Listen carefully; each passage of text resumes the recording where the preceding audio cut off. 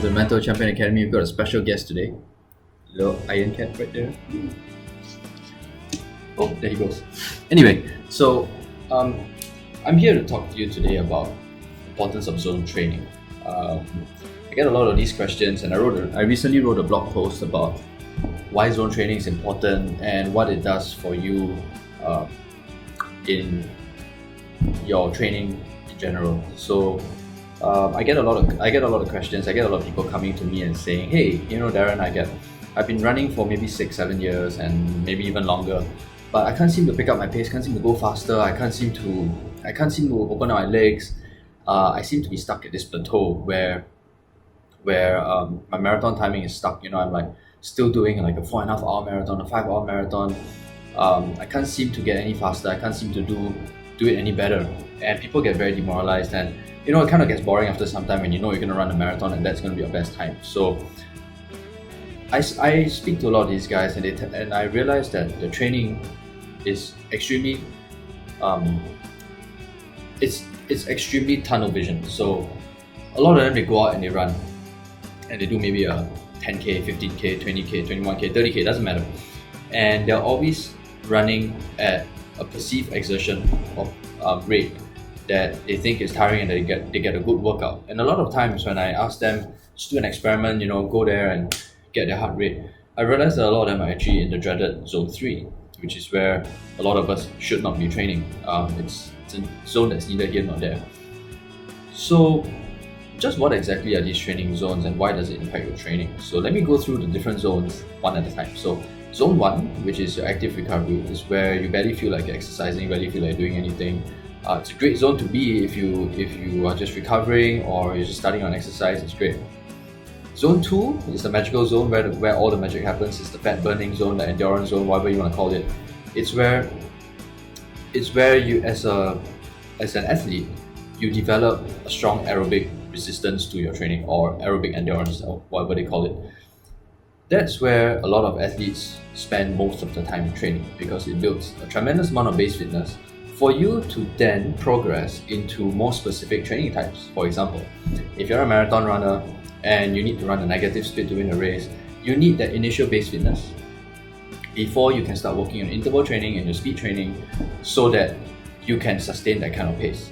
So a lot of athletes, even the good athletes, spend a lot of time in zone 2. Not so much time in zone 3. In fact, some of them spend very little time in zone 3.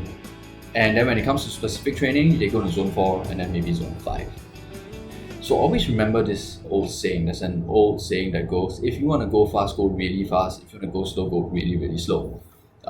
Zone 3 kind of exists in the middle of everything, and it's a bit strange because by right, that zone should mean that you're getting fitter.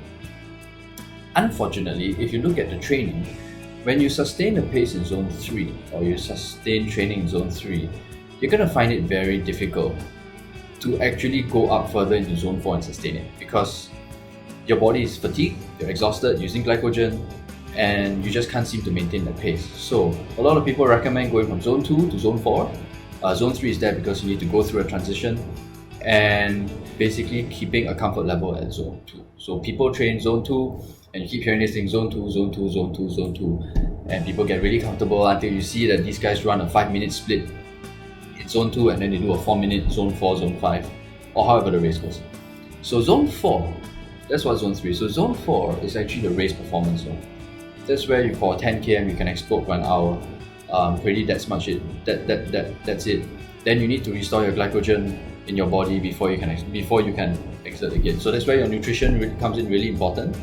You need to refuel during a race so that you can carry on at the zone, but it is very, very difficult to hold the zone for a long time. Zone 5, the threshold zone, is what your sprinters usually do. So they sprint and they last for a few seconds to a few minutes depending on what the race is and how fit you are. And that's what zone 5 is, so it's a threshold. So why zone training is so important is because when you train in zone 2 enough, you naturally build a larger base fitness. And this larger base fitness allows you the capability to train specifically for zone 4 and zone 5. Without this base fitness, doing a zone 4 and zone 5 gives you the explosive power, but it does not give you the sustained capacity to hold on to that pace. And that's what's important. And if you've been training in zone 3 for a long time, that's great. That's actually okay, because it should mean that you've got a certain level of base fitness. However, you need to reset your training a little bit. So you know what you need to do is you need to take a break, come back and strictly restrict yourself to the different zones when you train. Training needs to be specific. If your training is not specific, then you are just generically getting a workout. You're not going to get faster, you're not going to get much fitter, you're just going to burn calories. So you need to be very specific in what you're training. If it's a zone 2 long aerobic run, it's a zone 2 long aerobic run. If it's a zone 4 performance interval training for speed, it's zone 4 interval. It's meant for speed, it's meant for lactate threshold testing. And that's what training really is about. Training is very precise, and it needs to be precise because you're working on specific muscle groups, you're working on specific aerobic systems.